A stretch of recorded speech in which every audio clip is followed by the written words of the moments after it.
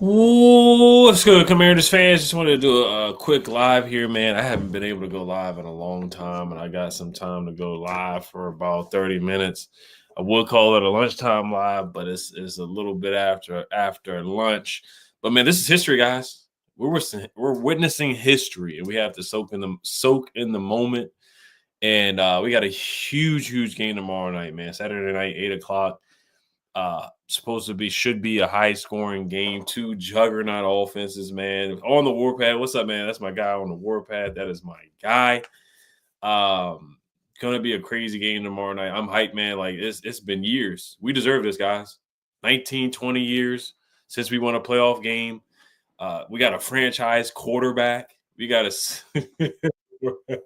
yeah, I said soak in the moment, enjoy the vibes. I just wanted to get a vibe check, an energy check, energy check before the game, man. We are almost less than 24 hours against the biggest game that I've seen in my lifetime. I know you guys have seen the Super Bowl years, but in my lifetime, this is the biggest game that I'm going to see. This has the biggest weight, and this is year one of the calibration, so it's really not a lot of pressure. Like the pressure is on the Lions, but just being in this atmosphere and this environment, going on the road in a playoff game, we're big time dogs, but we have the quarterback that can make something shake and make something happen. I mean, this is just a great spot for us in year one. 12 wins, 13 wins on the season, 13-5. I'm gonna get to the comments here real quick. Not a lot to start off, but on the warpath, that's my guy. Make sure you guys subscribe to his channel. He is a elite channel member. We got to get a stream going for sure. We haven't had a stream in a while. I haven't been on my own channel live streaming in a minute. The last time I did a stream was like a Tell the Truth Monday or Tell the Truth Tuesday, something like that, a couple weeks ago in November. So it's been about 2 months since I've been live on this channel. But like I said, just the timing. I got some time. I got time today. I got a little bit of time today. And it's the playoffs. We're in the playoffs. We're in the playoffs. And then last week I wasn't able to make as much content because of my own channel, what was going on. So I just want to soak up the playoffs, soak up the moment, enjoy the moment, enjoy the vibes and energy going on the road. Jaden Daniels balling. Terry McLaurin had a great game last week going into Tampa, and our fans took over Tampa. It was like a home game in Tampa, winning in that way, 23-20, almost a walk-off. Basically the divisional doink by Zane Gonzalez, making that kick off the field goal. But John Drudon, White Dogs Williams, what's up, man? He said, yo, what's up, Ed? What's going on, man? Playoff vibes, playoff energy, man. Playoff vibes, playoff energy. Majik Boomin, Ed, I'm going to the game. Wow, that's lit, man. That is awesome. You got money. Majik, you got money, man, for sure. You going to Detroit, or are you from Detroit? Like, are you traveling from the DMV? Taking the plane, going to Detroit. Be wary of the weather if you are coming back to if you are from the DMV and coming back, be wary of the weather because Sunday is supposed to snow. But Saturday the weather's going to be fine. Sunday's going to snow, and then of course it's inside the dome, so the weather's going to be fine. I mean, it's going to be a great football atmosphere there inside of Ford Field. But I know those ticket prices were going crazy, or still are possibly going crazy for that game. I think the cheapest ticket was like $696 or $600, which is insane. I know it wasn't like that for Tampa, but $600 to sit up high in the nosebleed seats was like the cheapest ticket, and that's crazy. But Majik, man, shout out to you, man. Have fun out there. Be loud, get lit, make some noise. Go visit 8 Mile or whatever is down there in Detroit. Talk some trash to Ben Johnson. Talk some trash to Armand Ross St. Brown. Talk some trash to those guys who were disrespectful to De'Ami Brown and disrespectful to our basketball guys and Bob Myers and Magic Johnson and Josh Harris owning a basketball team. So definitely enjoy yourself down there, man. That's going to be a lot of fun, man. That's going to be a lot of fun. You're witnessing history for sure at Ford Field, seeing us in a playoff game, and you're witnessing history for sure. So that's lit. Sean White, don't be scared, man. Scared money does not make any money. We've earned the right to be here. We are. Do they have more talented guys on offense or explosive guys and whatnot? Sure, they do. Defensively, though, we can get at them. We can get after them defensively, man. They give up a lot of passing yards. They don't get a lot of sacks. They're one of the worst teams against scrambling quarterbacks, and our guy can move and scamper up the field for 10 yards. It can be 4th and 11, and he'll give you 22 yards on the ground. He'll give you 22 yards through the air, or he can give you 22 yards on the ground. And I talked about in my preview video earlier how bad the Lions are against scrambling quarterbacks. So there's no reason to be scared. Yes, I get it. David Montgomery, Jahmyr Gibbs, those guys are dogs.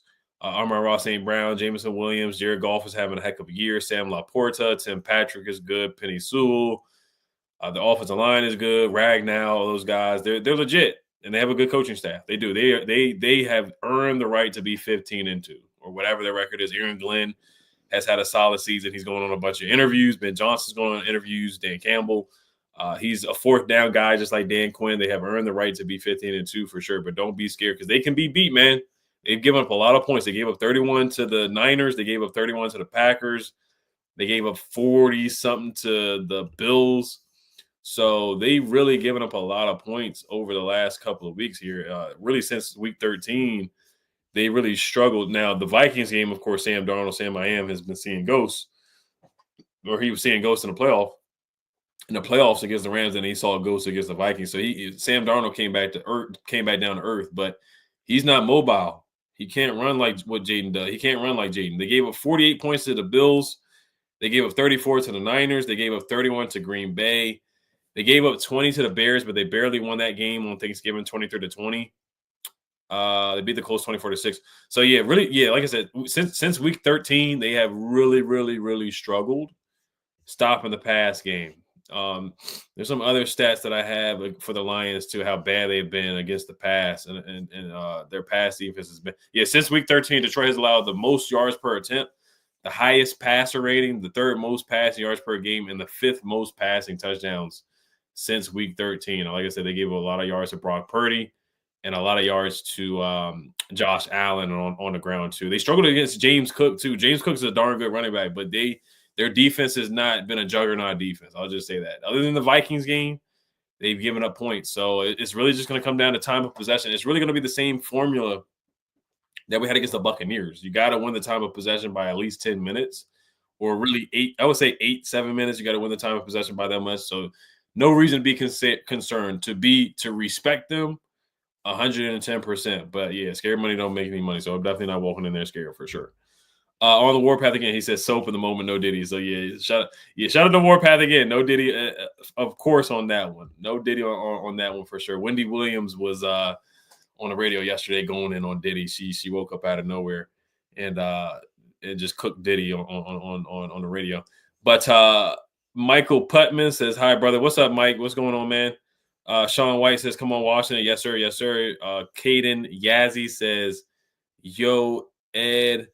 Juan Dunn says, let's go Commanders. Al Rich says, huge game this Saturday. Let's keep this dream season going. Been long since we have had this. Yes, sir. Like I said, man, 19 years, really 20, it feels like 20 years of our last playoff win. And we are undefeated against the Lions. So there's a lot of full circle moments that are kind of happening this season, this 2024 season, 2025 playoffs. We beat the Buccaneers 20 years ago. Mark Brunell was the quarterback. Mark Brunell now is the quarterback's coach for the Lions. Antoine Randall is on the Lions as well. Antoine Randall was not on that playoff team. But like I said, we beat the Lions in 1999 in a playoff game. We beat the Lions. We're 3-0 against the Lions in the playoffs. So why not keep the trend going? Why not us? Let's keep it going. So there's a lot of full circle moments going on. On the Warpath, what's up, man? He said, we got this. Yes, sir. Yes, sir. We do, man. We got this.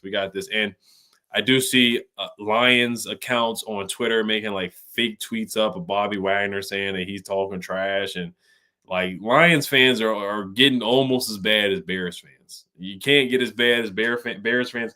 Bears fans are rooting for Lions fans, rooting for the Lions to beat us. That's how bad Bears fans are. That's how we demoralize the Bears. We ended their season with the Hail Mary, and they hate us so much because our quarterback is better than their quarterback is going to win Rookie of the Year, that Bears fans are rooting for a divisional rival at this point. Lions fans are making up fake tweets saying that Bobby Wagner said this and that, and making up fake things and saying that Terry doesn't know anybody. He can't name anybody on the defense. Anything to put fuel to the fire. That's what Lions fans are doing at this point, and they're making up fake tweets and fake quotes. Just like Bears fans made up fake passing charts on Jaden Daniels saying that he can only throw to the right side. When he can throw on both sides. He can throw the ball to the left, to the right, over the middle. Anything you ask Jaden to do, he can do it. Michael Labatt says, "What's good, man? What's up, man? Let's get this freaking dub. Yes, sir. Let's get the dub, man. Left hand up. Let's go in there and get the dub. Walk in their trap, take over their trap, come in there, eat the food off their plate, eat their cookies, and all of that stuff. You know, we're coming there as dogs, underdogs, and take their cookies and go in their house. And let's get this money, man. Let's get this money." Shattered Limerick says, "We need C-Rob. We need Chris Rodriguez." Yes, I said that as well. And I like B-Rob, man. We all like B-Rob. I think B-Rob's a good guy. He's a nice person. He's been through a lot. Got shot before his rookie season, got shot. And he's had some really good games. He's had some really good games this year, too. The Titans game, he had a good game. The first Giants game, he had a good game. The Cardinals game that we won, he had a good game. What other games has he had good games? He's been productive, man. Like he's had 8 touchdowns on the season. Just pulling up some of his numbers, but he's had a good season. I think just a lot of wear and tear. I think he's burnt out at this point, to be honest. It looks like he has cement feet. He's not making anybody miss. He's not making anybody miss. He was never a guy to make a guy miss in the phone booth type of guy anyway. That's just not his game. He's more of a physical guy, north-south guy. He's starting to look like Peyton Barber, or kind of play like Peyton Barber a little bit. That's kind of what he's getting to. This is his 3rd year in the league. So, I mean, he had 5 carries for 10 yards against Dallas, 10 carries for 16 yards against the Bucs. The Bucs run defense is tough. So it's kind of like I'm not blaming them for that, but I know the offensive line hasn't helped him out either. But still, man, like, can you break a tackle? Can you make somebody miss? Like, why when Chris Rodriguez gets in the game against the Falcons, he's making guys miss. He's making guys miss in the phone booth. He's hurdling guys. He's getting first downs. He got a touchdown. Like, you know, it's just a difference when you see Chris Rodriguez getting there. And honestly, at times, Austin Eckler getting the ball game. Like, Austin Eckler had an 8-yard run. He ran for a first down on a 4th and 1. And it's like, B-Rob, I don't know if we can really trust him to do that at this point because he's just not getting any push. I don't know if his vision, like even on the screen catch that he had, somebody took a picture and put that on social media too, where he had an open lane, but he went inside when he should have went outside. And he got stopped for like a 5-yard catch when it could have been a 10 to 15-yard gain. So it's things like that where it's like, bro, like, you know, he may have to take a seat. You know, you can't always go out off of just because this guy has been starting the whole season doesn't mean you continue to start him. So Chris Rodriguez needs to be active. He needs to be active. Jeremy McNichols, of course, is going to be active. But yeah, if I see Chris Rodriguez is inactive at 5 p.m. when they announce who is active and who's not, then I'm going to be upset. And it's like, come on, y'all. Like, you guys are like Adam Peters, Dan Quinn. They're better than that. So they need to activate Chris Rodriguez and let the guy play. Let him get at least 5 carries for sure. Druden White Docs Williams says, I've got us winning. I got us winning too. It's going to be a close one. It's going to be a barn burner for sure. It may not be the shootout, 30 point shootout that everybody thinks it's going to be. But, you know, there's going to be some good offensive plays for sure. I think this is going to be the best game of the weekend. Of course, you got Bills Ravens, but the weather is not going to be great for that one. Then you got the Eagles Rams. It's going to snow that game too, and then Jalen Hurts has not been playing well either. And then you got Chiefs and Texans. And honestly, Pat Mahomes hasn't really been, you know, he hasn't been his usual self this year. You know, he's kind of been, you know, kind of just business, like go and get the job done, but he hasn't been doing like the crazy Houdini passes and stuff like that. Like, he's been kind of like, I think there's a stat where they haven't scored like a lot of points this year. Like, the Chiefs haven't scored like more than 30 points in a game or something like that. Let me look at the Chiefs schedule here real quick. But they haven't really been like the juggernaut scoring. They've won a couple of games like really close. Yeah, they only scored. They won 30. They lost 30-0 to Denver. They have only scored 30 points one time this whole season, and that's not like, actually no, they scored 30 points twice this season. That's not like if you look at their previous season, they were putting up like 35, 40 points. And Pat Mahomes has thrown a good amount of interceptions this year too. So I believe our game is going to be the best game. It's going to be the best game this season. I mean, this on of the whole divisional weekend, our game is going to be the best game. He's thrown 11 picks, so that's not a lot, but he started off the season throwing a good amount of picks. All right. Shout out to Eric Barber, man. Thank you for the donation, man. He says, for the family, man, of the 4 Kings. I appreciate that, man. I appreciate it, man. I appreciate it. Thank you, man. Definitely starting the year off right, man, and I definitely appreciate that, man. Let's get this win on Saturday night, Eric. I appreciate you. I appreciate you for watching the Commanders Kings as well. Shout out to my guy Rio, Louie, and Street Scores. Those are great guys. Make sure you guys check their channels out as always, man. But yeah, those guys are family guys too. I definitely appreciate it, man. And I got the little ones. The little ones are big Commanders fans. My oldest son, he's wearing a Commanders jersey to school right now. Today's Jersey day because I live in the Baltimore area, and they call it Purple Friday. Like they go all out, and that's what our fan base is starting to get back to, where people are just wearing Commander stuff everywhere they go. Like in Baltimore, it's purple everywhere. The grocery store, you go to the bank, you go to the gas station, your common everyday places, wherever you go, somebody's wearing purple. They're either wearing a hat or the camouflage purple pants, and somebody's got a flag on their car. And that's what it's starting to get back to in the DMV, and I love it. I went back to the DMV. Well, I live kind of in the DMV. Baltimore's not really the DMV, in my opinion. But when I went to a couple restaurants, like, people were talking about the Commanders. When I went to Dick's Sporting Goods, everybody had the Commanders gear on. I went to other stores and like everybody had Commanders gear. That's when I was in the area of the DMV, and it's starting to look like that. It's starting to look like that. That's where every Friday should be like a burgundy and gold Friday or something like that. That's the way it should be. Burgundy and gold every day, but especially when there's a game on Sunday, it should be a burgundy and gold Friday where everybody should be lit. Grocery store, wherever you go. Everybody should be wearing burgundy and gold wherever you go to work or whatever. Everybody should be wearing burgundy and gold, and that's one thing I do give Baltimore props for. They don't have a basketball team. That's one thing too. So they only got basketball. I mean, they only got football and baseball. So you see why their fan base is super, super passionate. But you guys get the point, man. And I see that in the city now. I see that in the city. I see in the DMV that it's lit. Like I said, my son's wearing a shirt to school today, so that's super, super lit. Shout out again to Eric Barber. That's my guy. Pedro, shout out to Pedro, man. Make sure you guys sub up Pedro. That's my guy for sure. Has a great channel. Great guy. Goes to Virginia Tech, man. Hokies, hokey high. Goes to all the football games and stuff like that. Pedro's a great guy, very smart guy, man. He's going to be graduating very, very soon. Makes great content. So shout out to Pedro, man. Pedro's been making videos for a long time. Warpath's been making videos for a very long time too. These guys are dedicated, great content creators. So make sure you guys sub up Warpath. Make sure you guys sub up my guy Pedro. Pedro is a great guy, great content creator. As always, Warpath said, hashtag free air. I was a free man. Man. Free at last. Thank goodness almighty. Thank God almighty. Free at last. I'm a free man, man. I said Kunta Kinte. Kunta Kinte voice, I'm a free man. I was a free now. I'm a free man. They couldn't hold me down forever, man. They couldn't hold me down. The Akon song, Locked Up, they wouldn't let me out, man. So it was. I did a week bid. I'm a free man now. First couple days out. I've been out since Tuesday. So I've seen fresh air since Tuesday. I've seen fresh air. I had to go out and eat some good food instead of the YouTube jail food. I had to eat some real food. I had to go out and get a real meal and go out and stuff like that. I had to enjoy some fresh air, and I was in there trying to hold it down, and the Commanders held it down for me while I was locked up, man. Dema home. Chapnap said Bucks beat them early on. I know different teams, but anything is possible. Yeah, Pedro, if you want to hop on, let me see if I can find the link to invite you. Yeah,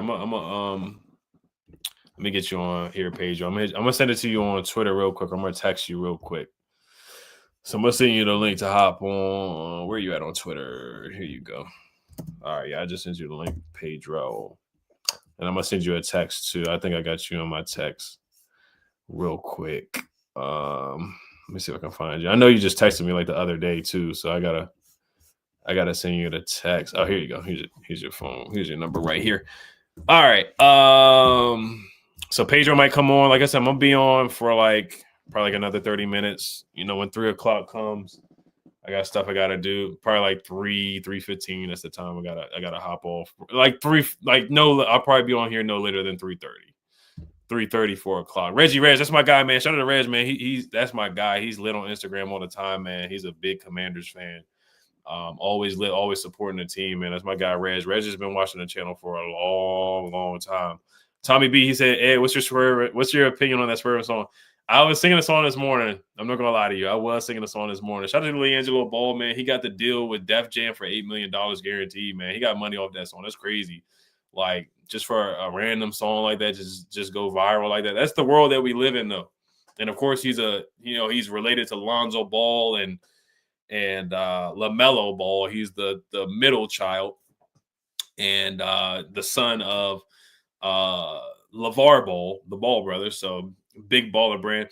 I think Big Baller Brand is no more. I think it's actually, I don't know if it's still alive, whatever, or still a business. But yeah, I mean, the song is cool, man. It's real catchy. I don't know the words to anything else. I just know Swerve on the Corner, whoa, whoa, and that's all I know, man. That's the only song that I know. I mean, from LiAngelo Ball, that's all I've heard from him, of course, and I hope he has a great career as a rapper. I know he's still trying to play in the NBA, and he said he doesn't want to play overseas. He just wants to play in the league. He doesn't want to play in the G League. But, congrats to him, man. Congrats to him on that song. And I haven't heard it on the radio or anything like that. But, I mean, hey, look, I mean, for him to get an $8 million deal off of that song, that sounds like it's from 2005, like a Nelly type song. Jaden Daniels was playing the song in the locker room, too. So the song has definitely made waves, and a lot of people like it. So shout out to him. Yes, sir. We ready, man. We ready. Michael Abbas says if the defense makes key stops, we need to score 7, no field goals. Yeah, so Dan Quinn's going to go for it a lot, man. Be prepared for that. I mean, we're already prepared for it anyway. We've seen it all throughout the season. We're the best fourth down team in the league. And then the next best fourth down team in the league is, guess who? The Lions. Because they go for it on fourth down all the time. We know that we can convert on fourth downs because of Jaden Daniels, whether it's his legs or making a nice pass to De'Ami Brown or Terry on a 4th and goal, or to Zach Ertz, like the 4th and 5 that he made to Zach Ertz. That was a heck of a play. Shout out to my guy Pedro, man. What's up, man? What up, bro? How you doing, man? I'm good, man. Good to have you on. Yeah, it's great to be on, bro. And it's great that tomorrow and 30 hours, the Commanders gonna be playing the Bears. I'm already nervous, bro. I'm already nervous. You play the Lions, but yeah, we're definitely gonna get it done, man. I can't wait. But yeah, we're gonna go through the comments, man. How you feeling? Like, what's your 3 keys to victory? All right, so I mean, first, like right when the game ended, I was like, all right, I'm feeling good. Like the Lions don't scare me. I'd rather play the Lions than the Eagles, right? And then I let the media and stuff, not scare me, but like, all right, the Lions are like that. But then now, last couple of days, I'm like, I think we can beat them. So keys to victory. Number 1 is limit the amount of possessions that the Lions get on offense. So our best defense is going to be Jaden Daniels and this offense. So go for it as much as possible. Like the Bucks have a good offense, and it's not like our defense balled out last week. Baker had 15 for 18. He only had 3 incompletions, but our offense had the ball for so much. We kept going for it on 4th down that it was tough for the Tampa Bay Buccaneers to get a lot of chances on offense. So that's what I would say is number 1 is keep the ball in JD5's hands, go for it on 4th down. You're going to need it as much as possible. So I know some people don't love the, going for it on 4th down all the time, but I think in this game, you're going to need to. Number 2 is, I mean, this is a clear one, but win the turnover battle. I mean, the Commanders cannot afford to turn the ball over on offense. Defensively, just force 1 turnover. I'm feeling a big Frankie Louvu game. I would love it. Just got my dad a Frankie Louvu jersey for his birthday. So Frankie Louvu, hopefully he has a good game this week. But I would say, yeah, definitely force a turnover. And then the run game. The run game's got to get going. I mean, it's been bad. B-Rob hasn't been the same. The offensive line hasn't been very good as well running the run blocking. So I'm not going to put it all on B-Rob. But those are kind of my 3 keys to victory. Oh, 100%, man. Fourth down is going to be so huge, man. Like, I already know Dan Quinn's going to go for it a lot. Because I didn't – when we scored the touchdown to Terry, like, I didn't even want to go for 4th down that time. Because we literally just failed on the 4th down before, and we got fortunate. I'm not going to say lucky. We got fortunate that Baker fumbled and we got the ball back right in the red zone. I do see people talking about B-Rob. He can catch. He doesn't drop anything. Yeah, he has good hands, but just the vision right now is not there. He's not able to break tackles. He's not able to make anybody miss. He just hasn't really been the same guy since really like the first half of the season. So Chris Rodriguez, if I was saying earlier, if he's inactive, like because they usually come out around 6 p.m. or 3 hours before the game. Like if I see Chris Rodriguez inactive, I'm gonna be disappointed. It's not like gonna make or break the game, but I mean, Exactly. I'd rather have him get at least 5 carries. B-Rob's out there lethargic, cement feet again. Then yeah, we need to switch it up and put either Chris Rodriguez in there or give Eckler more carries. Yeah, just ride the hot hand, honestly. Just, have them all active. You can start off with B-Rob, that's fine. But if he's not doing well, then give it to C-Rod and then Eckler too. I mean, Tim, shout out Tim, says B-Rob can catch, but I mean, Eckler can catch too. So I would say keep giving the ball to Eckler in the pass catching game because he makes play after play after play. And I'm happy he's back from that concussion because I don't know if we win that game against the Bucks if he's not out there. Mm-hmm. What's up, Kenneth Hildebrand? What's up, man? He said, "What's up, Ed? Any bold predictions for tomorrow?" Pedro, what you got? So I think I did one on my channel yesterday at the end of the video. It was just random. I said Frankie Louvu, 10 tackles, 1.5 sacks, and a forced fumble. So I'm hoping that happens. Frankie Louvu, he's been solid recently, but he hasn't had one of those like signature Frankie Louvu games. Like he had a few games in the season where it's like 2 sacks or 1.5 sacks. He's all over the place, hitting people, and he's been playing fine. But I think he's going to have a big game this week. So that's kind of my prediction, a huge, huge game by Frankie Louvu. And then maybe, I'm sure you might say a Diami having a big game as well. Yeah, I love documentary Diami, man. We need him to step up huge. I was thinking either him or Crowder or OZ goes for like 90 yards through the air. That might be my bold prediction, or Terry getting 2 receiving touchdowns, but that's not really bold because we've seen Terry do that before. But I think he's definitely capable. I guess I would say that Jaden has like a 40-yard run. I don't think we've seen like a 45, 50-yard run. We've seen some big runs from him, like a 20-yard run or 25. But I think there's some opportunities for him to have like a 35, 40. I don't know, like a RG3 75-yard run, but I think there's going to be opportunities for him to do that. They struggle against scrambling quarterbacks. There's a couple of numbers that I found. They've been pretty bad against running quarterbacks. I think they're like bottom 5 in the league against run. Yeah, so they give up 6.2 yards per carry for quarterbacks, which is 31st in the NFL, which is pretty bad. And they allow the 4th most rushing yards to quarterbacks. They play a lot of man too. So that's going to leave them susceptible to runs if they turn their back on JD5, I mean, he can clearly dot them up and run. And clearly they're going to put a spy on him. I know Alex Olazonzi, I'm probably butchering his last name. He's back. So the linebacker Brian Branch is good too. So they have talent clearly on their defense, but they do. But they got injuries too, though. Got a lot of injuries, yeah. So looking at the injury report, even before the current injury report, like Carlton Davis is on IR, Aiden Hutchinson, obviously. Malcolm Rodriguez. Yeah, Malcolm Rodriguez, McNeil, defensive tackle, Aleem McNeil, injury reserve, Mekhi Wingo, Derek Barnes on injury reserve, he's linebackers, Khalil Dorsey. So there's Emmanuel Mosley's out for the game, and then another tackle, Pat O'Connor, right defensive end, he's out for the game. So I really think their defense is – I'm not going to say they're not good. They're a good defense. Don't get me wrong. Kirby Joseph is good and all that. They got good players. Darius Smith is a good player. But we should be able to put up some points, man. Like, I'm pretty confident we're going to be able to move the football on them. And we definitely can take advantage of the time of possession for sure. Yeah, and you look at, I was listening to Kevin Sheehan podcast, and he was talking about their defense recently. And, on paper, their defense – if everyone is healthy, their defense is good, and Aaron Glenn's done a good job. But recently, their defense has not been good. Besides the Vikings game, which was really good, they pretty much put the blueprint out there how to stop Sam Darnold, because him against the Rams was not pretty. And I did not feel good about Sam Darnold in the playoffs. I wish we played them somehow in the second round, but I think you look at the formula to beat the Lions, and, the Bills did it. They scored, 48 points against the Lions, and just a bunch of quarterbacks have been throwing the ball really, really well against the Detroit Lions. So I think we're going to be able to score a lot of points. Or if it's the same formula as last week and they're kind of trying to slow the game down in terms of not slow the game down, but get the possessions as long as possible so that the Lions don't have the ball a lot. That's definitely something to watch out for as well. I saw a stat as well that teams coming off the bye, number 1 seeds. I don't know if you saw this stat, 11-7, which, is not that good for a number 1 seed. They're playing at home and they got a week off the break. And I can't remember it was Logan Ryan.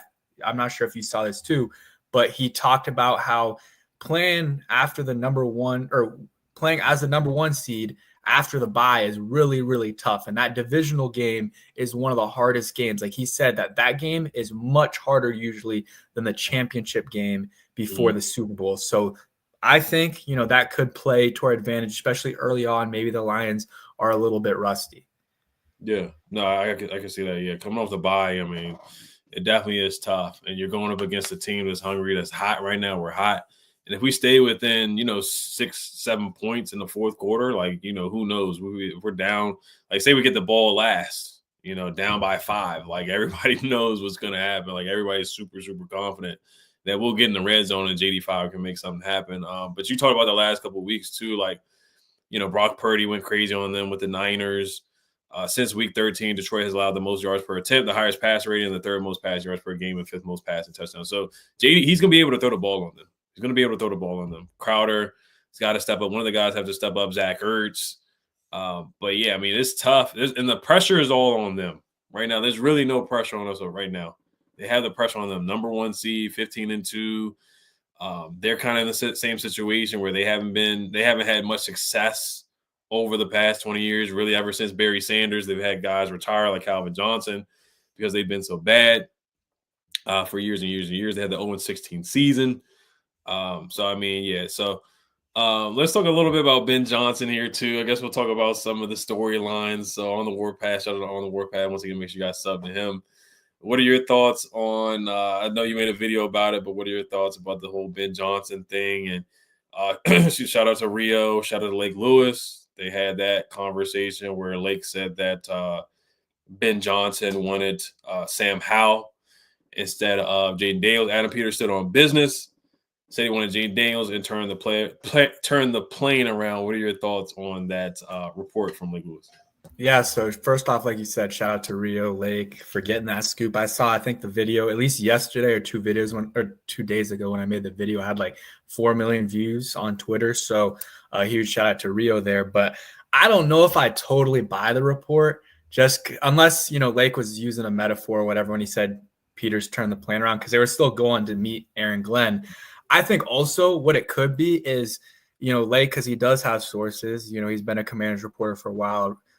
Maybe someone from the organization fed that to him, knowing that they play the Lions this week, to try to get some bulletin board material for Jaden Daniels and the Commanders. Oh, shoot. They wanted Sam Howell over me. Okay, let me show them. Maybe that's something that the Commanders thought of, or I don't know. But if he did, that's crazy. I mean, crazy that you want Sam Howell over any of the top quarterbacks of the draft. And I would understand if it's like, oh, he wants Drake May over Jaden Daniels. I mean, I disagreed with that at the time and right now, obviously. But, he has the UNC ties, whatever. Maybe that's his type of quarterback. But it is what it is. I think the more personal thing is, him declining the interview mid-flight or whatever and just canceling on the Commanders after they already prepped for him and stuff like that. I think that's personal. All the leaks that came out afterwards saying, oh, he doesn't like what they're building here, the basketball guys, whatever he was saying, that's definitely big. And then also, this is not Ben Johnson, but the St. Brown beef too. I think that's a big thing going into this week as well. St. Brown just, running his mouth saying, that De'Ami Brown hasn't done anything, whatever. I really want De'Ami to go off this week and get the win. So this week is definitely personal. Like that's what I made my video about. I said this week's personal. Talked about the Ben Johnson thing, talked about De'Ami Brown, and then also talked about the Rio report that he put out, talking about how Ben Johnson wanted Sam Howell over Jaden Daniels. Yeah, like you said, I do believe that there are parts of it that are true. Of course, they didn't turn the plan around because they wanted to interview Aaron Glenn. So they did land the plan in Detroit. But no, I mean, I just like that Adam Peters still on business there, man. And that is good that Lake had the scoop. Rio's getting the attention to his channel too, so that's great for those guys getting that information. He did say it was somebody who has worked with ESPN, so of course he's not going to drop a name, but maybe that could be like a little nugget of who said it. But but I do think there's some truth to it for sure. I do think, like you said, that maybe Ben wanted to coach Coach Drake May with the whole North Carolina connection, and it might be true with Sam Howell, but. Man, Adam Peters made the right choice, man. I'm so happy he stood on business there and stuck with Jaden, because, man, like, if we would have stuck with Sam, we probably would have been 5-12 again. We probably would have same thing with Drake May. Drake May, we probably would have been like 6-11, 7-10, or something like that, and not been in this situation that we are right now. But yeah, as far as Amon-Ra St. Brown, like, yeah, he's repeatedly gone out of his way to call out Dyami Brown. Like, I get it. Like, players do that all the time. Like. If you're drafted in the second round, there's like receivers that were drafted before you, like the whole Justin Jefferson, Jalen Reagor thing. Like, somebody may say something like that. I get it, but to say it over and over again, and like Dyami doesn't really bother anybody. Like, Dyami stays in, even though he made the documentary, like, he doesn't call out other guys and said talk any trash or anything like that. He's just stayed the course. He hasn't had the best career or whatever. He's known for practice and training camp. And, the documentary, now he can make a legitimate documentary about the game against the Buccaneers. But to repeatedly talk about Dyami Brown all the time, like, it was just like uncalled for. So this definitely is an opportunity for him to cook. Like, Terrion Arnold is like one of their best corners from Bama. He's a rookie. He's been getting cooked all season.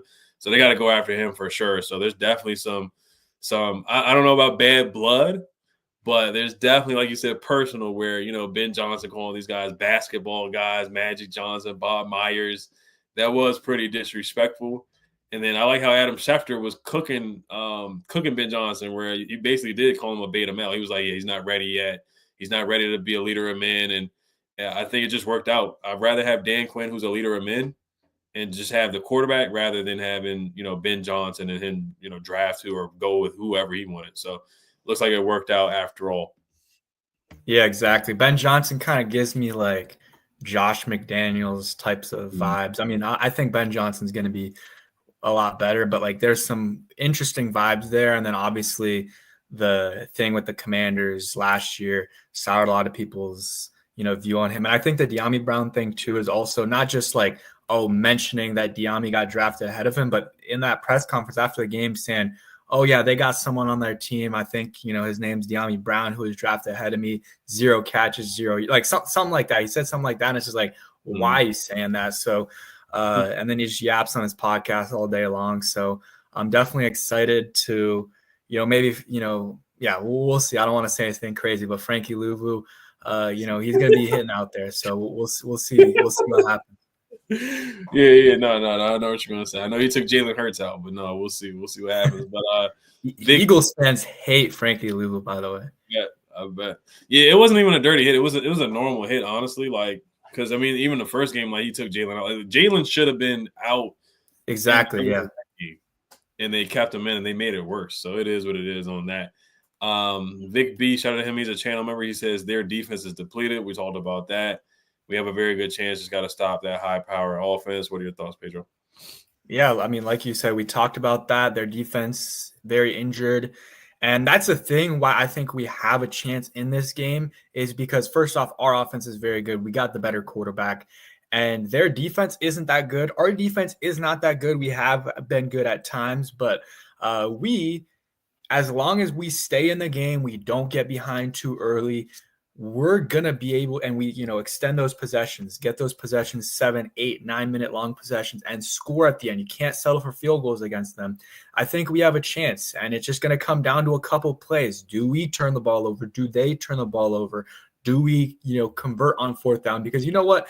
If the defense has given up a ton of yards, but then they end up and they, force a turnover, or they stop them on 4th down or hold them to a field goal, that's good. And the Commanders did that against the Bucks a couple of times, where they allowed them right down the field, but then the Bucks had to settle for field goals. So let's hope that they can do that against the Detroit Lions today. What would be the dream scenario is end of the game, Ben, the Lions are about to win, and Ben Johnson gets cute with it, and does some, trick BS play or whatever, and then they lose. That would be the best way to for us to win the game, but probably not. But just throwing it out there. Yeah, doing a toss play to Penei Sewell or something like that. Trick play. Yeah, and then he fumbles it, and then Frankie Lou takes it to the house. Right. Yeah, basically like the Bears did. The Bears did a trick play on the goal line, and we got a fumble. So, I mean, we're not the Cowboys. You can't play with us like that. We're not going out like that. Exactly. Warpath, yeah, let me know if you want to hop on, man. We got to enjoy the moment, man. Like I said, this is history. It really is. We're witnessing history. This is. I know it's kind of sad to say, but this definitely is the biggest game of my lifetime by far. Exactly. And I got a question for you. So, how are you feeling about like the cornerbacks for the Commanders, and how would you play the Lions in terms of who do you want on who, or do you just want to have them lined up normally and whoever matches up with who matches up? Because Lattimore obviously got cooked last week against Evans, and I don't think he was fully healthy. And if he was healthy, he was rusty. So we'll see. Hopefully another week helps him out a lot. And then you got Mike Sanders. Mike Sanders is a stud, but he is small. But I think he could match up well against St. Brown. But maybe you want him against Jameson Williams. And then you got Noah Igbenogany, who's been pretty good this year in the slot. And maybe you just have him stick in the slot. I don't know. What do you think about them and how they match up against those, receivers? Yeah, no, that's a good question because I talked about that on my preview and I actually forgot to say it. And I was like, let me just go back and record. So, like, at the end of the video, I talk about like the alignment and how we're going to line guys up, who should be matched up with who. But, yeah, Jameson Williams, man, he concerns me. He actually concerns me a little bit more than Amon-Ra just because of the whole speed element. And he can just hurt you with one play. Like Amon-Ra, he's more of a possession guy. Like he can hurt you down the field too, but Jameson can, he can get a 50-yard, 40-yard bomb easily. We've seen it many times before. So, and we struggle against, we kind of struggle against everybody. So I'm not just gonna say we only struggle against speed guys. But yeah, like the matchup with him against Marshawn, that's not a favorable matchup, obviously because of the hamstring injury. So I'm kind of like, I don't know if I want to put Marshawn specifically and have him like travel anybody on this team. Should we have him travel Amon-Ra? I'm not really sure because Armon's going to be in the slot. He's going to be outside. And I think I feel like I know it sounds crazy, but I feel like I can kind of like stick with him in the slot. Like Amon, he's going to get his. He's going to get at least 70 yards through the air on Saturday night tomorrow. But can they stop him from making those explosive plays? So the biggest guy to me is Jameson Williams. So I would have Marshawn on Armon, and then Mikey probably would have to stay with Jameson because that's our quickest guy really, and our quickest corner out there. We don't really have like a speedy corner. And then Noah I just stick in the slot. Whoever's in the slot, Noah I stick with him. We got a special guest here. What's up, boys? What up, Corey? What's up, Pedro? I hear that bass in your voice, brother. What's up, man? It's been a minute, bro. It's been a minute. I know, man. I didn't have kids last time I saw y'all, so I got the dad forehead going on and everything. But man, Dad, there you go. My man, like I'm surprised y'all they didn't just fly y'all up on the private jet. I know y'all got that influence. Y'all got that real money, so I know y'all be flying. Shoot, boys, man, I'm excited though. I am crazy. I'm excited. Sure ecstasy, as Jack Kent Cook said when we won the Super Bowl. It's a tough game, though, fellas. It's a tough game. I've said this on my channel multiple times, right? You're going to find out how good you are because the weak in this tournament will weed themselves out, and you can't avoid the good teams for long. It ain't like basketball. It's not like hockey. And we playing the best team in the conference, and they've earned that right. But I mean, we owe these cats. We owe these cats for Ed's old enough to remember, Pedro. I don't know if you're old enough to remember. I remember when we went to Detroit in 2009 and we ended their streak. For that reason, Santana Moss, Fred Smoot, London Fletcher, they should have been in that room and said, remember, these guys, we ended their streak, and we have yet to find a win to beat the Detroit Lions with, man. And I mean, got to send a message. And I said it this way too. It's crazy. Everything should go against us in this game. It's crazy. And for that reason, that's why I think we're going to win, is because everything is stacked against us. We are what Detroit was last year, right? They had that underdog mentality. And I think we've got it this time. You don't luck into 13 wins. This is a good team, man. I'm excited, though. Mm-hmm. No, I remember that. I don't know if that was Albert Hainsworth who sat down in that game and didn't get back up for like 10 seconds. I don't know if it was that game, but I know That's Donovan the Philly McNabb, game. Yeah. Yeah, that was the Philly game. I know Donovan McNabb played in that game. He had the cardiovascular thing going on for per Mike Shanahan. They took him out for Rex Grossman. But no, we owe the Lions, man. We owe them for sure, man. But no, like I said, this is history. This is the biggest game of my lifetime. This is the biggest game. Yeah. Unfortunately, I was locked up for the second biggest game of my lifetime, the Buccaneers. Where free Ed. Yeah, I know. They said free Ed. He's free at last. Yes. Right. I was a free man. I was a free man. Shout out to Mo. She said hi. What'd you say? I said rest in peace, John Amos, man. That was Kunta Kinte. Yeah, I know. Mo, shout out to Mo. She's a channel member. She said hi, Ed. I'm excited about the game. But no, we were just talking about the whole Ben Johnson thing, Amon-Ra St. Brown, some of the smoke, for those guys. And then the cornerback room, how would you line up people? Because, Marshawn didn't look great last game. We know he's coming back from the hamstring, but how do you feel about the matchups? Michael Davis will probably be inactive. So what are your thoughts about the cornerback matchups? Me or Pedro? Oh, you can go first. Pedro already went. We're gonna have to hope in one hand and spit in the other one and rub together and hope we got some good Juju Magumbo. Like my thing with Marshawn Lattimore is y'all gotta realize this brother ain't played really consistently since October. And he's played 2 games since then where he really wasn't targeted against the Saints, and then he played part of that game or a majority of that game against Philadelphia. Then they shut him down, and then he's back. So he doesn't have those reps in there. But I think the competitor is, and I'm using that word think, but the competitor he is, he's not going to be down for long. And you got Sammer still on the other side. Now, he could go to church this week. You got 2 good receivers, Amon-Ra St. Brown. And, I get tired of him and his 14 list of players, the scroll, the death notes that he has. Bro, you are a great player. You're the best wide receiver in that draft. Oh, okay. A bunch of bums got picked. Go talk to Tom Brady and cry to him about how many bums got picked in front of him. And then, I can listen to you.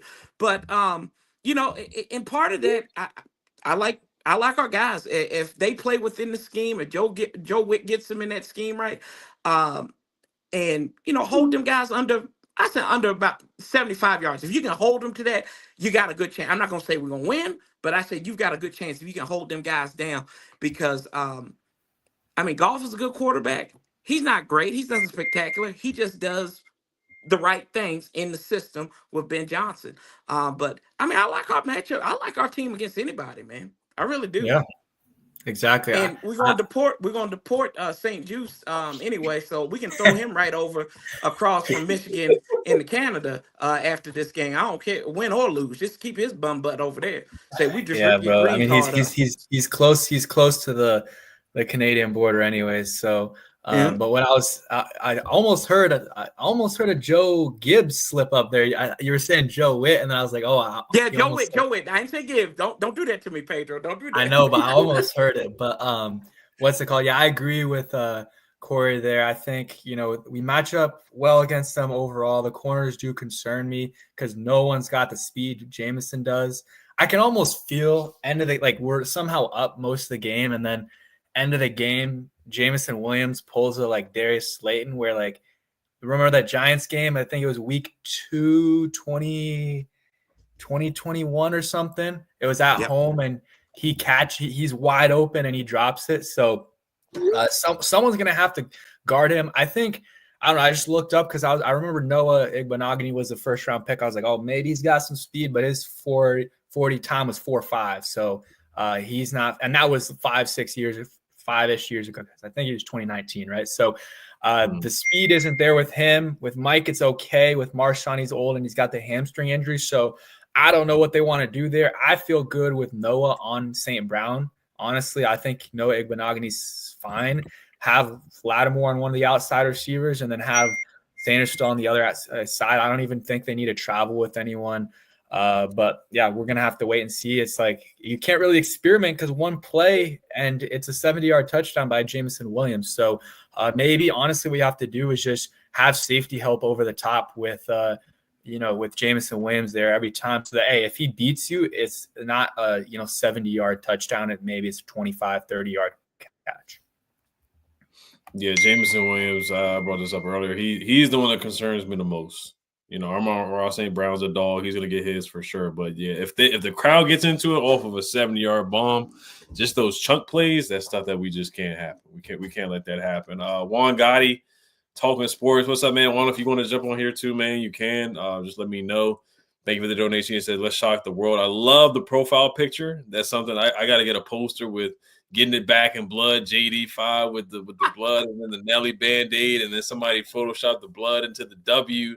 I mean, people had fun with that picture, so shout out to Juan for that. Make sure you guys subscribe to Juan Gotti's channel. Great content creator. He's doing morning shows now. I think like 8 a.m., 9 a.m. He's doing top of the morning. He just made a Ben Johnson. Yeah, he did a Ben Johnson diss song.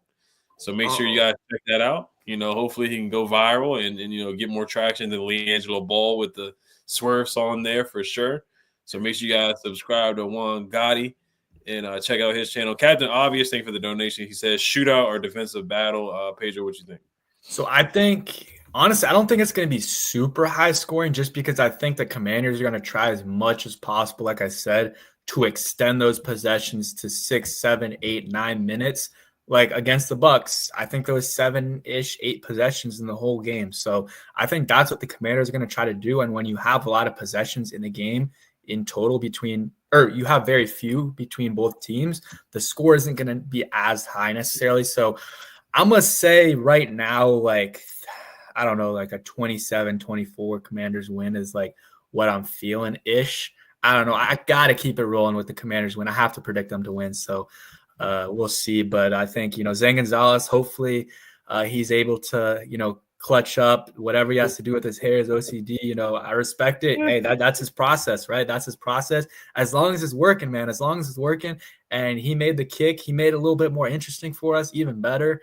He, knocked down a 52-yarder. So shout out to Zane Gonzalez because, honestly, it is what it is. He barely made that kick, but he also made a 52-yarder. We can't forget that. That's a tough kick to make. So I don't know if he's going to be back next year, but got to give him his flowers for a 3-for-3 game in the playoffs as a backup kicker. Honestly, like our 6th kicker of the year, including the first couple guys, Riley Patterson, and forgot the other guy, Ahmed or whatever his name was. So we got a lot of kickers. So for him to come in there, just had a kid too, going in there making the kick. Shout out to Zane Gonzalez. But yeah, I'm thinking like a 27-24-ish type of game, and we get the win.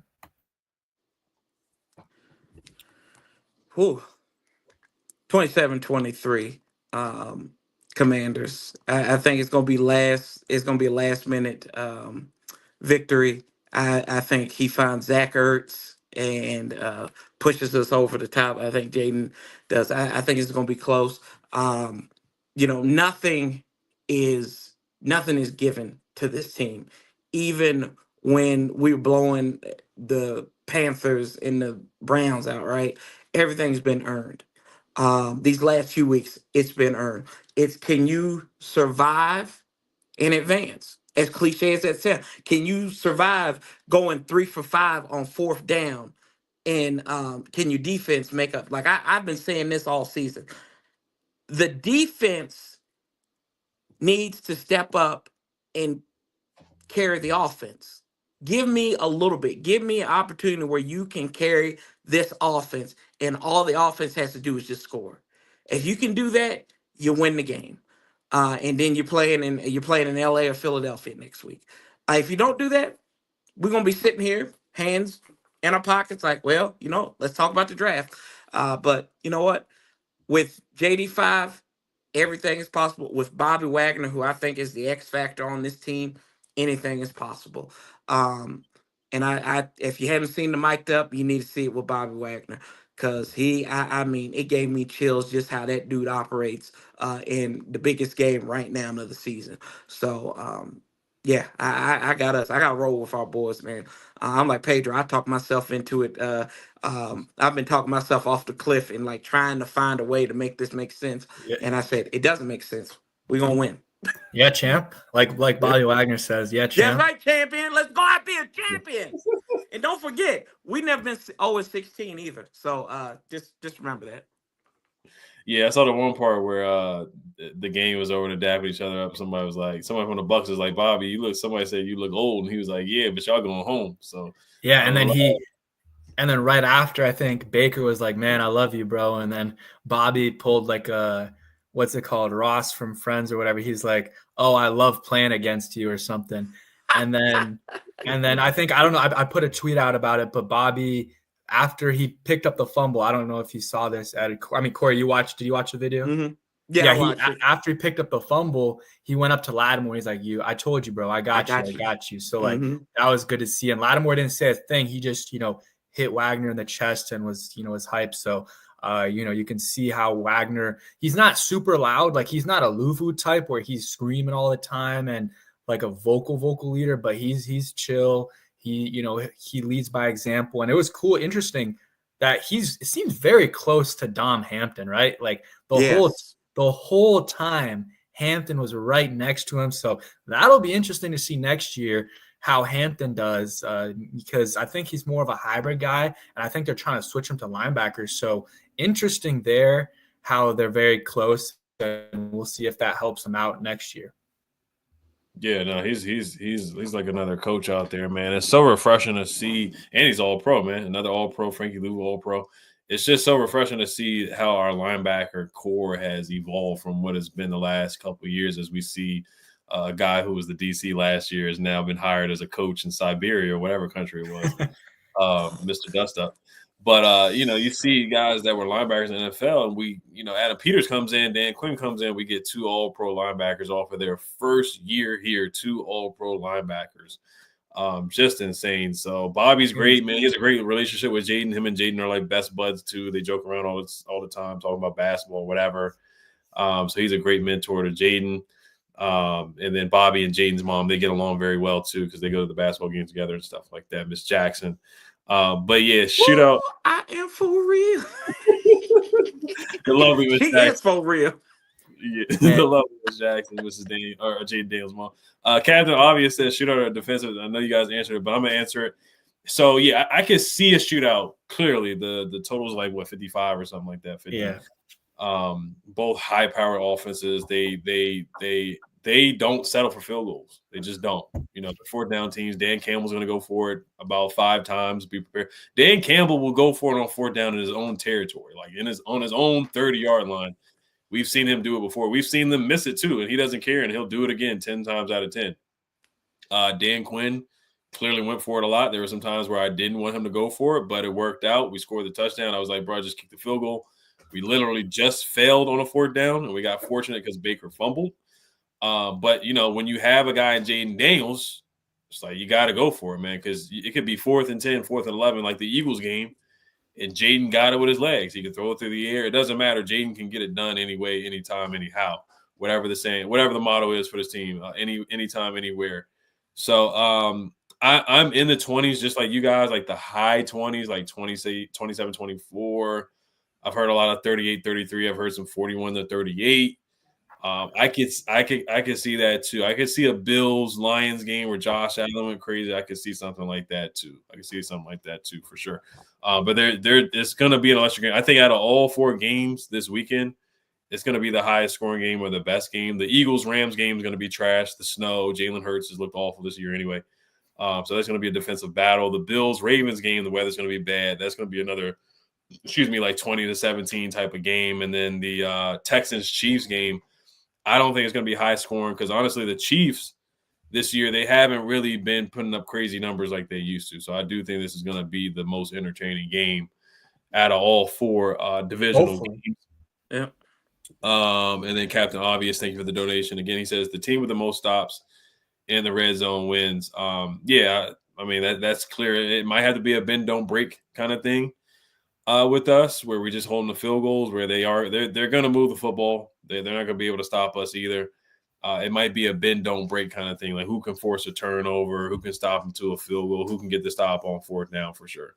Yeah, I think fourth down is what it's going to be because they go for it so much. So that's going to be the biggest thing if we can stop them on fourth down and get the ball back to JD5. Yeah, you got to take advantage of that arrogance that they have with them fourth downs. Because, like, the one thing about Detroit that I've noticed is they look to embarrass people.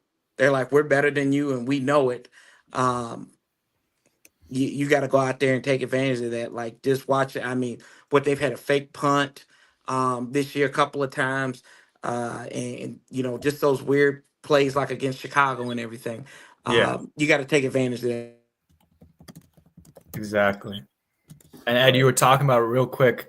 You were talking about the Frankie Lou and Bobby Wagner, man, and it's crazy. And I don't want to mention his name, but Ron Rivera, I have to. Going from freaking John Bostic, David Mayo, whoever the heck we had back there, and now you got Bobby Wagner and Frankie Lou. And it's almost like Ed, Corey, we were saying every single season, kind of need a linebacker. We kind of need a linebacker. We kind of need a linebacker. And Ron Rivera was content with just running it back with good old David Mayo and Bostic. So it's great and refreshing to see that they made the moves right away that we've been asking for a while. And you get a guy like Bobby Wagner that's completely changed the culture. You got a guy in Frankie Louvu who's going to be here for another couple of years at least. Mm-hmm. Oh, 100%. Yeah, both these guys. Yeah, Bobby's definitely, they got to bring him back on another 1 year deal. They got to bring him back. Frankie's locked in for the next couple of years. De'Ami Brown is a guy looking at free agency. I'm like, we gotta bring documentary De'Ami back. But yeah, no, the linebacker core has been super, super improved, man. Like, yeah, we've come a long way. Yeah, Kevin Pierre-Louis, Jamin Davis. They had to release Jamin Davis this year. The speed demon, need for speed guy. They had to release him. Sean Dion Hamilton. Yeah, Sean Dion Hamilton. I mean, is he still a coach in Detroit? Sean Dion Hamilton. I think he's a coach in Detroit. He might be. Yeah. I know he played in Detroit. Yeah, I think he's a coach up there. Like with Josh Harvey Clemens, that's the name that just came to mind. He was a linebacker too, right? Yeah, he was one of them hybrids. Yep. Yeah. Brunell is coaching on the Lions. Antoine Randall is coaching on the Lions. There was a viral clip of Antoine Randall yelling at Jameson Williams for getting a penalty against the Bears, I believe. So there's a couple skins on there. That's why I was talking about a full circle moment. You know, we beat the Buccaneers 20 years ago, and that was with Mark Brunell as the quarterback. And we're undefeated against the Lions, 3-0, and Mark Brunell is on that staff. So, I mean, this is the year, man. This is the year to get it done. I'm telling you. Error says both punters are going to be inactive tomorrow. Yes, I don't think we're going to see a lot of Tressway. Honestly. Hopefully it's just Tressway, though. Hopefully the Lions punter, I think, is Jack Fox. Hopefully he's punting all day. Right, yeah. I don't think we're going to see a lot of either of those guys. But no, you're right, Pedro. And that's the thing, too, is some of the decision-making about Dan Quinn, like if we're on their 40-yard line and let's say it's like because what was the one where this was it the Saints game where we missed the kick and they got the ball back and I was pissed. Yeah. And Rattler walked it down. Walked us down and scored. So it's stuff like that. Like if it's 4th and 3, do you punt it and we're on there 42 and it's like a 55-yarder? Do you put Zane out there to kick it, or do you try to play the field position game and pin him on the 1-yard line? So those are like little things that may come up where I'm just seeing what Dan Quinn's going to do. Knowing Dan Quinn, he's probably going to go for it. Yeah, that's the thing. But like I've always heard, and I feel like this is a misguided narrative on Zane Gonzalez. I don't know why I'm defending the kicker, but he's only missed 2 field goals this year. And the 2 field goals that he missed, every field goal means it, but I can they weren't clutch situations. We were dominating the Titans, and the Titans weren't getting back in that game at the point when he missed those field goals. So I'm like, and if anything, he kept us in the game against Philadelphia the first time around. He knocked through some field goals that day, and he didn't miss one on Thursday Night Football. And he's been solid since then. I mean, he's not great by any stretch of the imagination. We saw at the end of the game, but he's serviceable. But I think if you put him out there and you get him like within that 40 range, I think you send him out there and you roll the dice on it. Now 50, that might be a little dicey because we just don't have kickers that do that. So it is. I mean, it is what it is in that respect. Yeah, and I mean, shout out Arda, appreciate that. But how great is it that this special teams, man? It's great watching the special teams. I mean, the return game is decent. I mean, you got the coverage team. I mean, you got Jeremy Reeves, Nick Bellore, who what a signing. I mean, you see him every single time. 57's the first one there on kickoff return coverage or whatever. You got Tyler Owens, who's hurt, but he was amazing this year on special teams. I cannot wait to have him back next year. Maybe he can start to have a little bit of role on defense. I mean, the special teams, man, has been really good. So yeah, but hopefully it continues. Definitely. Larry Izzo, man, he was a heck of a special teams player in his day, and he's just bled that over to the coaching realm, man. I mean, yeah, but they've been our most consistent outside the Cowboys game. They've been our most consistent union. It's been special teams. 100%. Jeremy Reeves, those guys getting it done. We're gonna need a big game from Crowder. Even Luke McCaffrey returning kicks. Eckler's not returning kicks anymore, so I wouldn't have him returning kicks, but anything helps for sure. Spirit of Detroit's podcast. I see there's a couple of Lions fans in here talking trash for sure. Don Burr and Spirit of Detroit podcast. Like I said before, Detroit fans, Lions fans have been making a fake tweets saying that Bobby Wagner was talking trash, and then they made a fake tweet saying that Terry McLaurin said that he couldn't name anybody on the defense. So, hey, whatever floats your boat, Lions fans, whatever you guys want to do to put fuel to the fire to get you guys hyped up for the game, it is what it is. It's almost becoming like Bears fans, where Bears fans made fake tweets of Jaden Daniels passing charts, and now Bears fans are actually becoming Lions fans because they want to see us lose so bad. But Spirit of Detroit podcast, make sure you guys check him out. I saw him earlier on Juan Gotti's channel. Make sure you guys check him out. There's some other people in here that I want to check. Tim Aldridge, what's up, man? Ethan Lugo, our dub, thank you for coming in and coming into the live stream. Appreciate you guys for coming in. Bobby Smith, let's see here. He says poor people shouldn't talk on other people's streams. I think he's talking about Detroit fans. I see you guys chopping it up and going at Detroit fans here. Shout out to 8 Mile for sure. Brian Burchell says, I can't wait until the game tomorrow night. I think the score will be 20-17. Washington Commanders get the W. #HCTC. I don't think it will be that low scoring, but I do think it will be a 3-point game, 5-point game. Jay says DC got better looking chicks. Detroit chicks look manly in the face. I'm not going to say too much about that there, but I see you guys talking trash. Jay said Detroit is home of the, I'm not going to say too much in that comment there, but just some banter there. Ooh, these people are choosing violence, bro. God. Just some banter there from Jay and some Lions people.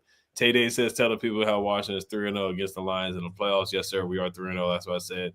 It could be a full circle moment here. And then keep pounding from a Panthers YouTuber says, congrats on your success so far. I don't see you guys getting past the Lions. Thank you for congratulating me on us and the Commanders on the success. But pounding, it is what it is on that. And he said, if you want to dual react, I'm down. I'll let you know, man. I'll let you know. You guys are on the come up. Bryce Young, he finally had a couple good games. You guys, now we finally got out of the bad ownership. You guys have the bad ownership now. You guys have the worst ownership in sports and the worst front office. So I'm happy that we were able to pass the torch down to you guys, and you guys got that now. But I'll let you know. And we had a fun game playing you guys with Andy Dalton and Bryce Young early in the season. What was like 41 or something like that? With Marcus Mariota, right? Yeah, Marcus Mariota came in and beat you guys. But shout out to Keep Pounding. Make sure you guys subscribe to Keep Pounding. He is a awesome Panthers content creator. Like I mean, they're just not a good team. So anytime, when you're a content creator of a bad team, that's when I respect you. That's when I respect you for sure. Let's see here. I already responded to Juan's tweet. J Mart, he says, Eric said, bro, just got the channel. Hey, y'all going there. Yeah, no, you guys are going lit for sure. J Martin says, what are your thoughts on the mic up when Bobby picked up Marshawn? I thought that was major after what he's been through in the 2 games he played. Yeah, we already talked about it. Yeah, if you guys want to chime in again, you guys can definitely do that. No, yeah, I mean, like I said, it was cool to see Bobby pick him up. I'd go encourage y'all to watch the mic'd up because it was really cool. 14 minutes of, I mean, basically, I'll give you the summary. Bobby loves to say champion. Every single sentence he says at least once. So I guess he's he calls everyone a champion, and he's manifesting it for the Commanders, hopefully. Yeah, I mean, Pedro said it great. I mean, that's pretty much it. Be a champion, and he is the mentor for Dominic Hampton. Don't forget, he gave him that ball after the turnover. He said that ball's for you. So, that just speaks to what that guy is and what he means to this team. Let's go. All right. I guess defense too. How do you guys see us slowing down their run game? I mean, it's going to be tough. I probably don't really see us slowing their run game down. But I mean, honestly, I'm happy David Montgomery's back because I think first off, I rather him get carries than Jahmyr Gibbs, and also there's no way he's even close to fully healthy. I mean, they said he had to have a surgery, and whenever you don't have that surgery, it means you're just waiting until this. Like once the season ends, right away, which hopefully is tomorrow, on Sunday, he'll be getting that surgery. So he's not going to be playing fully healthy, I don't think. So honestly, take away as many carries as he wants from Jahmyr Gibbs. Jahmyr Gibbs, I mean, that's going to be really tough to stop him. And it's not just him. I mean, their offensive line is so good. So it's a combination of both those things. That Jahmyr Gibbs is good and explosive, but they also got an elite offensive line with Penei Sewell, Ragnar, Taylor Decker. They got Dan Skipper in there. They got a bunch of studs, man. And that's going to be tough. It's going to be really tough. But yeah, we'll see. I mean, like I said, hopefully Dave Montgomery takes carries away from Gibbs. And honestly, you're going to have to stop him on that first and 10, right? If you can stop him on 1st and 10 and turn it into a 2nd and 9, 2nd and 10, then it's going to be harder for them to harder for them to run it on 2nd and 3rd down. Like that Falcons game that we played, Bijan Robinson, 5, 6, 7 yard run after run after run. They were killing us. And I don't know why they went away from it. And they were able to do it because they were getting 5, 6 yards on the first play. So either stop them on that first run or force an incompletion so that they can't really run it on 3rd and short. Because you know what they're going to do. If they get a 3rd and 4, they'll run it. They'll get 2, 3 yards and they're going to go for it. They got 4 downs every single time. So it's going to be really hard. I think, Gibbs is probably their best. Him and St. Brown, the best offensive players. But I'm with Ed. I think Jameson Williams is the guy to really watch out for as well. I'm going to say Deron Payne and John Allen, I got to step up, man. Johnny Newton, too. And, Jalen Holmes from Norfolk, Virginia. I'm probably saying Norfolk the wrong way. People give me a hard time about that all the time. And Sheldon Day, I'm not sure if he's going to be active or whatever. But Kevin Zeitler is out. They have a rookie and Christian Mahogany, 6th-round pick, who's going to be starting at right guard, I believe. So they got to take advantage of that matchup, man. If you can get interior pressure and just blow up the middle of the line and get to David Montgomery or Jahmyr, that would be huge. So we're looking at the big paid guys, man. We're looking at the Bama wall as they're supposed to be, man. We're looking at those guys to step up, man. We need that for sure. Dante Fowler, Cleveland Farrell, Dorrance, all those guys, they got to step up big time in this game, man. We need it. We need some push up front. And then, of course, our 2 all-pro linebackers, man, they're going to be huge in stopping the run. I mean, Bobby doesn't miss tackles, so that's huge. Tackling is going to be the biggest part of it. Yep. But, yeah, what are your thoughts, Warpath? Yeah, I think y'all summed it up perfectly. I think that also you can't undersell Sam Laporta, right? The tight end who's been pretty I know he's had some injuries at times, but he can be a weapon too over the middle for him. So you got to watch out for him. And like you said, Sonic and Knuckles down there with Montgomery and Gibbs there, because I mean Gibbs, they teed off on Minnesota, who I thought had a pretty good defense. And I mean, and that was a divisional game as well too. So, you got to play. You got to play pretty much perfect on defense, and you got to force turnovers. You got to be aggressive. Some peanut punches and everything. Wrap your guys up when you get them. Don't let that yak. You have to limit the yak in the receiving area, and then yards after contact with the running backs. Right. If you hit them, you need to take them down. Don't be hitting them high. Who hit? God, who was the our DB that hit Urban's like in the middle in the middle of the chest like, and I was like, God, that's a bad tackle. Was that St. Juice or was that Was Mikey who it? did that? They were running towards the right side, Pedro. I think. I think you know what I'm talking about. I don't think it was. Was he trying to punch the ball out? No, he was just trying to tackle him, and he like went high on him. It might have been. I feel like that's like a Chin or Quan Martin type of. Okay, it was move. one of those. Yeah, it might have been Quan. It might have been Quan then. Yeah, that's fine. It might have been, but yeah, you can't be tackling dudes like that high. You got to hit them low and take them down, cut them down like the trees. There are no trees in Detroit, so you got to cut them trees down. All right, yeah. Bobby Smith says B robbing us of a first down. Everybody's down on B Rob at this point. Warpad, did you? I don't know if you talked about the run game, man. But I do want to get your thoughts on Cam Newton. He said, Jaden, this message for you: do not chase ghosts. I don't know if you guys saw that post with Cam Newton giving him advice. Did you guys see that? What are your thoughts on that? Yeah, I thought Cam gave him great advice. I liked when he said, "Don't believe your own hype."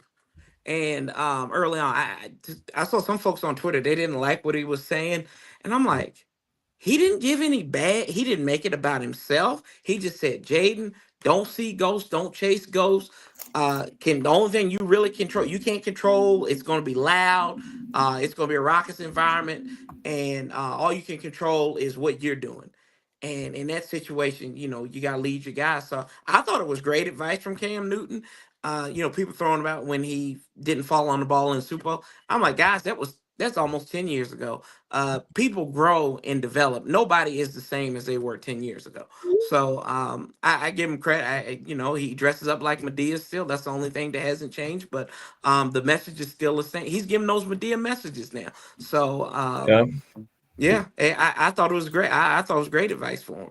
Yeah, I mean, I just saw the quote. I didn't really listen to it, so I can't really talk on it, but I did see it was like some funny tweet. It was like he's jumping on airplanes like in the air, but he can't even jump on the football in the Super Bowl. So yeah, that was kind of funny. But Ed, I'm gonna have to step, but appreciate you having me on. Good to talk to you too, Corey. And hey, you too, if bro. they win tomorrow, man, I don't know. I mean, I might have to when they win, yeah, I might when have to we go, win, yeah. I might have to go to Philly if the Eagles win. I don't know. We'll see. Good luck, man. Good luck in hell. Be safe and wear a body camera, just like that pack. I don't know exactly. Maybe I can win a lawsuit or something. There you go. All right, I'll catch y'all. Appreciate y'all. Peace. See you, Pedro. Yeah, we'll probably go for 5 minutes and then just get ready, get some dinner, man, and dinner at 4 o'clock in the 4 o'clock in the evening. But the only thing is the kids are about to get home, so the kids they come in hungry as crap from school. The first thing they say to me is, "What's for dinner?" That's the first thing they say when they get home. Oh well, I heard that. I got a couple more years before that. Yeah, I was about to say you got a couple years. Yeah, he can't talk. He can't talk. All he can do is scream. So I figured it out. But yeah, man, we gonna win. I'm convinced that it's just too many things that don't make sense. It shouldn't make sense, and it just feels different. It feels like we've got competency, and I mean, I haven't felt that as a fan at all. It's always but we got this. Yeah, this stuff is going on. They're just about ball, man. And then when I saw them come together with Doug Williams yesterday, wearing the hoodie, the whole team was like, I'm like, they get this.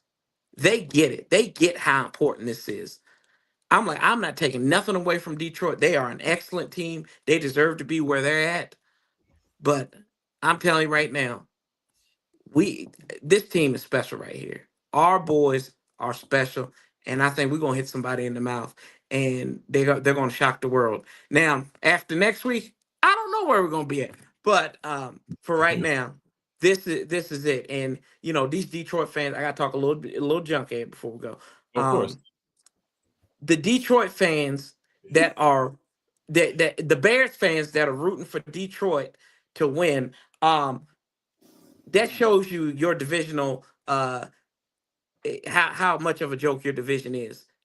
I would never root for the Eagles or the Cowboys or the Giants to win anything. I rooted for Tom Brady against the Eagles, and I can't stand Tom Brady. Mm-hmm. When you sell out like that, come on now. Well, y'all, have a little self-respect. Have a little self-respect. You suck. And we sucked for years. We ain't gonna root. Oh, Philadelphia's in the Super Bowl. Bring it back for this ain't college, dude. Buck up, man. Um, so yeah, we got this, man. We got this, and it's personal. I got a lot of family who are Lions fans. So I mean, I know what they are. I respect what they are, but we got this. We got this. We're gonna shock the world. 100%. Yeah. Somebody brought up Austin Eckler. I think Austin Eckler is going to be he's going to have a big role in this game. Same thing with documentary. Diami, Zach Ertz is going to have a big role. Ozzy or Crowder, I feel like one of those guys is going to step up and have a nice catch. So those are like the unsung heroes, like the bold prediction, like who's going to step up, who's going to be the playoff hero. Last week it was Diami. Is it going to be somebody else this week? But yeah, Ben Johnson, I guess, we'll have your thoughts on, you can give us your thoughts on Ben Johnson and the whole plain story from Lake Lewis, who was on Rio. Shout out to those guys for breaking a good story there that's going viral. So shout out to those guys. Make sure you guys sub at Rio as well. Great guy. What are your thoughts on Ben Johnson and Amon-Ra St. Brown? I feel like Lake Lewis is not the guy to be gotcha. He doesn't take me as a gotcha guy. So I think there's a lot of truth there. I think Ben Johnson just sounds like he was kind of making excuses up.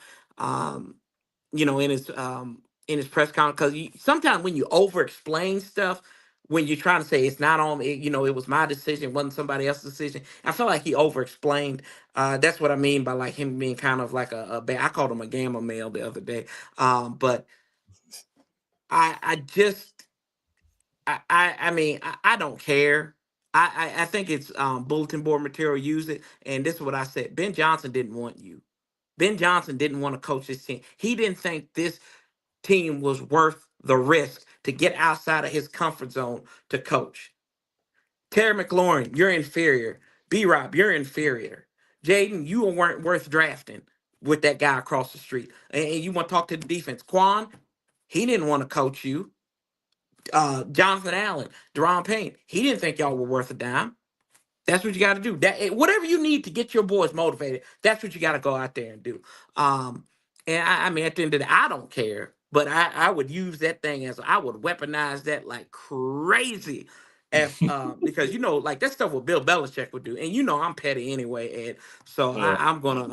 I'm gonna bring that up multiple times. But at the end of the day, I don't give a flying fart about what Ben Johnson did. He decided to stay in Detroit. I hope he gets his car mugged. I hope he's got mugged out there because of it. Because the crime rate's up in Detroit. So it is what it is. Yeah, Ben Johnson wasn't ready yet, man. He wanted Sam Howell or Drake May, one of those North Carolina guys, and Adam Peters stood on business. And they had to keep the plan going though because they had to interview Aaron Glenn. But we get what Lake was saying. Basically that they got the text or whatever, and the rest is history. We got Dan Quinn, who I think is more of an alpha male, as you say. More of a leader of men, somebody who's going to galvanize the guys. Like Michael Parsons loves Dan Quinn. Like he just is infatuated with Dan Quinn. He loves Jaden Daniels. That just tells you how much guys love Dan Quinn. I'm not saying nobody likes Ben Johnson in Detroit, but is he able to get guys going, get their juices flowing? He shows the guys boxing matches and the locker room and before the game and getting the guys hyped and whatnot. He's gotten the best out of Frankie. Bobby's been an all-pro all these years, but he's really gotten the best out of these guys in this group, man. He's gotten guys to buy in and believe for sure. So shout out to the Dan Quinn. And then the whole Amon-Ra St. Brown thing, I know some of the Lions fans have been commenting that he just calls out all the players before him, but it is what it is. You know, I would play that for Diami too before the game. Kamisha Green, unapologetically her, she says, we just got to think and speak positive. And there's no way we are losers in this situation. We won the season with what we have done this far. Yes, the recalibration has been awesome this year. We're ahead of schedule, man. We're way ahead of schedule. Way ahead of schedule. Yeah. So we're, as people say, you know, house money. We are in a great spot for years to come, and players want to come here too. So this offseason is going to be a lot of fun. We got a lot of money to that we have. Was like $100 million in cap space, something like that. Picks. So I mean, we got a lot of. Adam Peters has a lot of weapons. That's right. That money, bring that cheddar. You're gonna spend that cheddar. But like I said, I ain't worried about that until the season is over with. 100%. You know, people talk about the draft and stuff. I ain't worried about that. We gotta roll with what we got right now, because we never know when we're gonna be in this position again.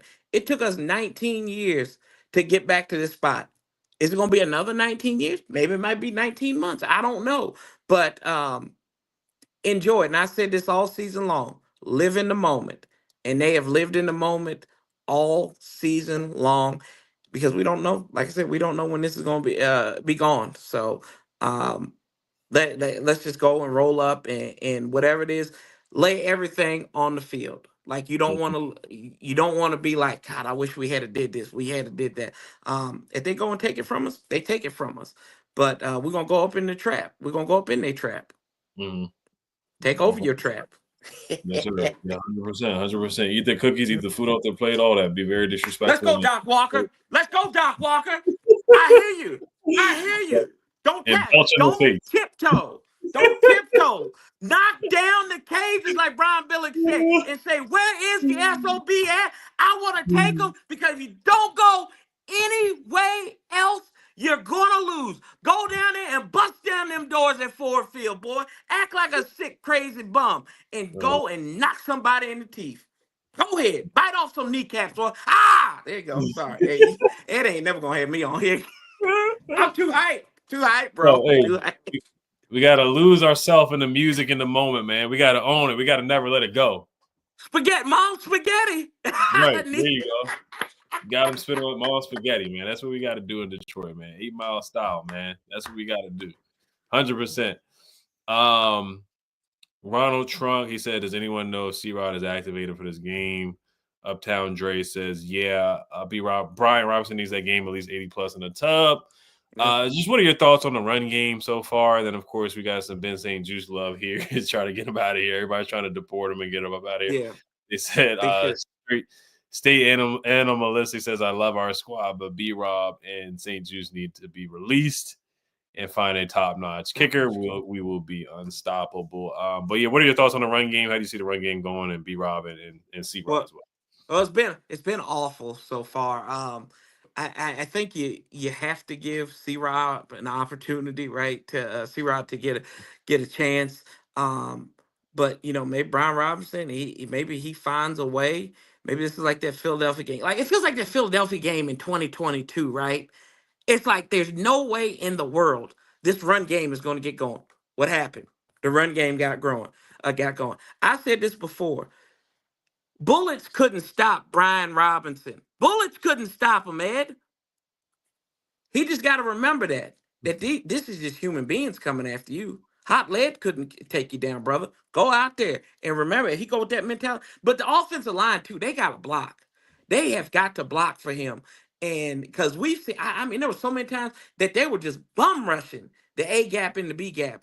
And he was already there. He's trying to cut up field, and he's did the rights already. So, you know, I think both things are true. The offensive line's got to step up. B-Rob's got to step up, and they got to diversify the bonds. Thank God we have Austin Eckler back, because he combined for like almost 60 total yards offensively for us, running and catching. So, and we're going to need that on tomorrow. So, yeah, I mean, they got to get better on the run game. Run game's got to get better offensively, and on defense, the run stops got to get better for sure. They get paid too much money.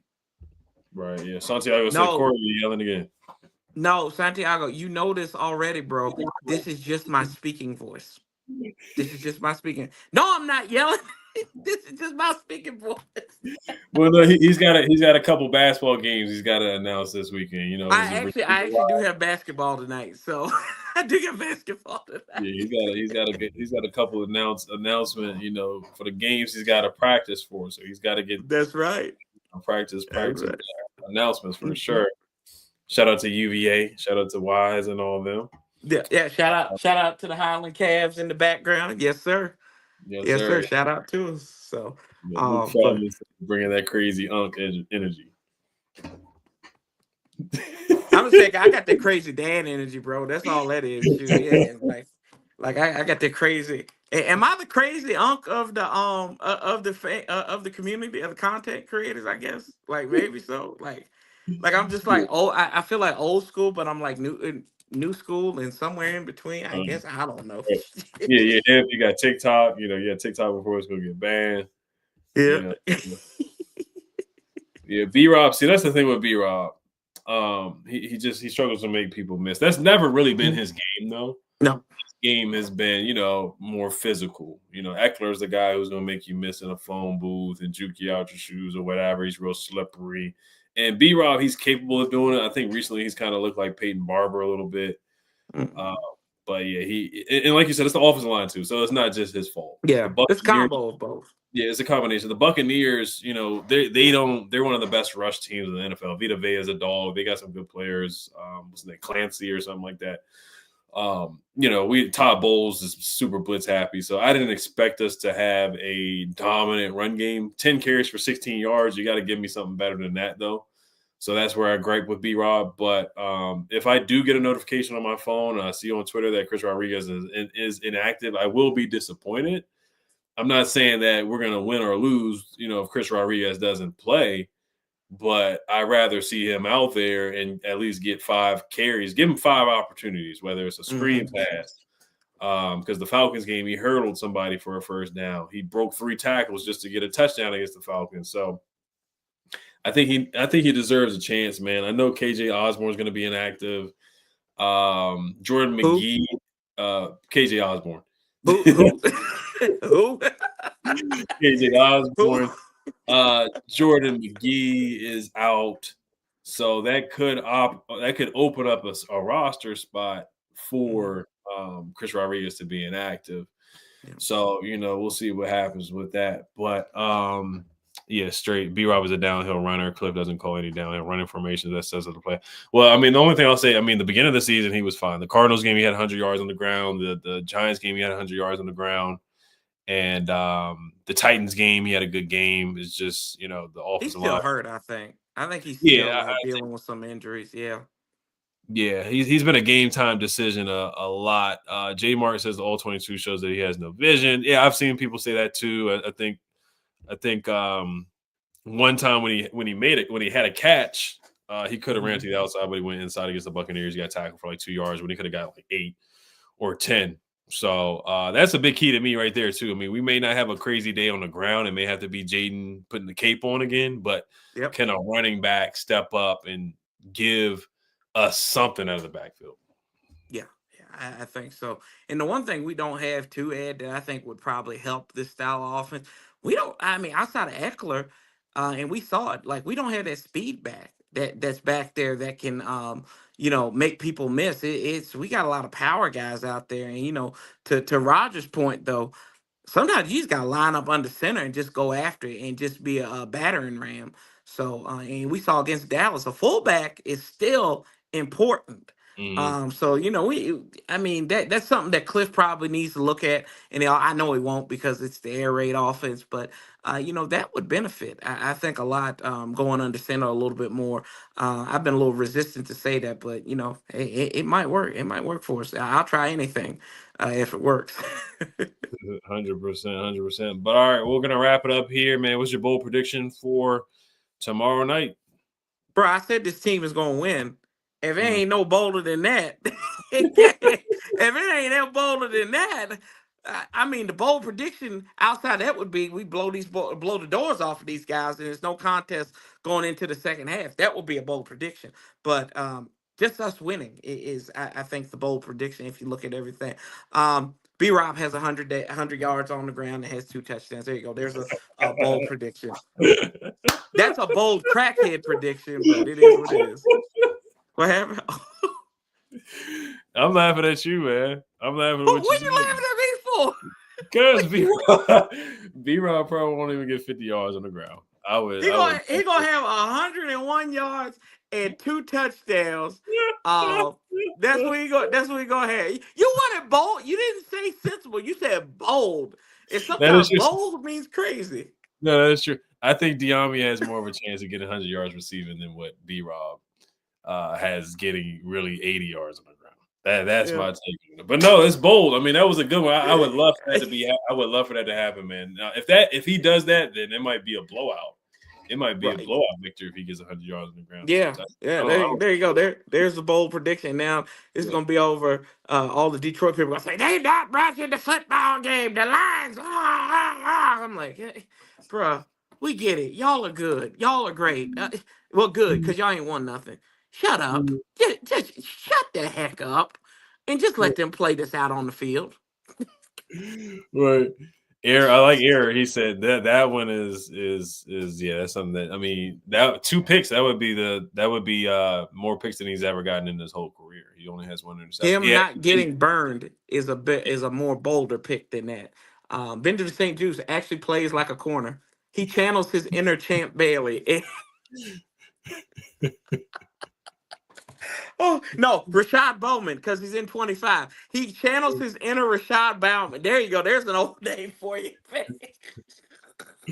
Yeah, some people were calling him David Emerson. They said he was worse than David Emerson, but we'll see. God, that's bad. That's bad. Shout out to Gear Cell, man. He says, glad you back in. Thank you, man. I appreciate that. Tomorrow is Yoga Pants Bama Day in Detroit. That is every day for Detroit for sure, man. But yes, we gotta get those Bamas in Detroit, man. We gotta bring it home. So appreciate you guys for coming on the stream, man. This almost feels like a Christmas Eve type of day just before this game. I'm so excited. I'm so hyped for this game, man. It really feels like, to me, it feels like a football Christmas Eve for me. That's how excited I am for this game. I've been listening to anything I can listen to this whole week.